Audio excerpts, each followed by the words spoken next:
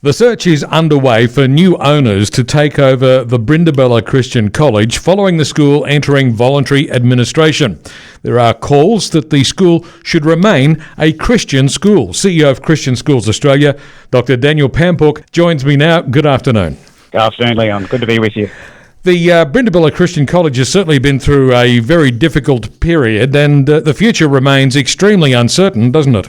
Yes, it does, and our hope is that with the cooperation of the administrators, the regulators and the government, that a solution will be found that will give us surety to the parents and students who are there, who are committed to the school and its ongoing future. So we think with good cooperation between those parties that there should be a solution that can be found that ensures that there is an ongoing education for those kids, particularly mindful of those ones who are in year 11 and 12, where these are really important years, and transferring out or trying to go to another context would be extremely difficult.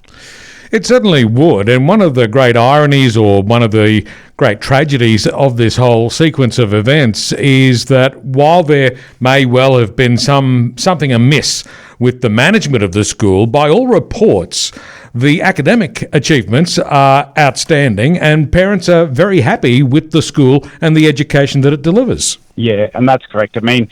It is about, parents are the first and foremost educators of kids, and where they lean in and they're committed to that community, we really do see kids thriving. And then partner that with teachers who don't just see it as an institution or a job, they see it as their community. It's their vocation, in a sense, where they feel this is a place that they're called to be, to see young people thrive and excel. And it's that dedication from both the parents and the staff that has seen those great academic results take place.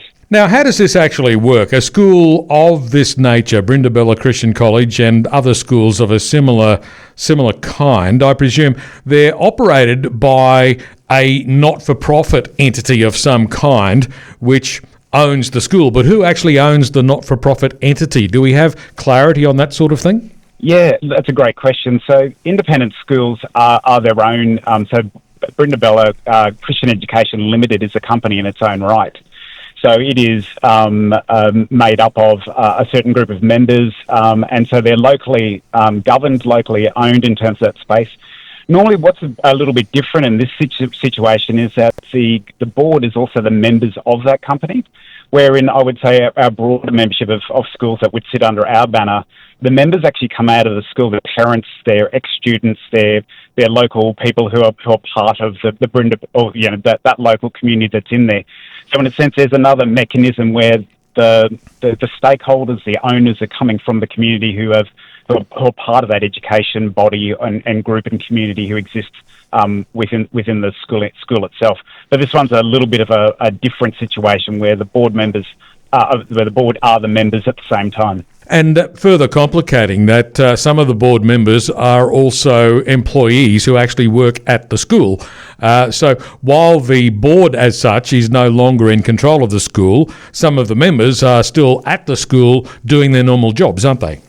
Yeah, and look, in terms of governance going forward, I think that's an issue that would be, I think, on everybody's minds about being addressed, because good governance would say you have a separation between those who are on the board, you have a separation with those who are the employees of the company, and then you have a separation in terms of who the members are. So we don't need to, if that's done really well, we don't need to overly on regulators and government authorities and ATOs to step in, because those three separations are done extremely well. And my hope and the desire would be that we would see that clarity as we move through this process and out the other side. And it seems that the school is facing challenges on multiple fronts. There's obviously the issue of local government here in the ACT, with the ACT government threatening some sort of regulatory action, but we don't know what that action would have been. That seems to be in abeyance for the moment while the school is now under administration. But also, of course, the legal action filed by the Australian Tax Office to wind the school up,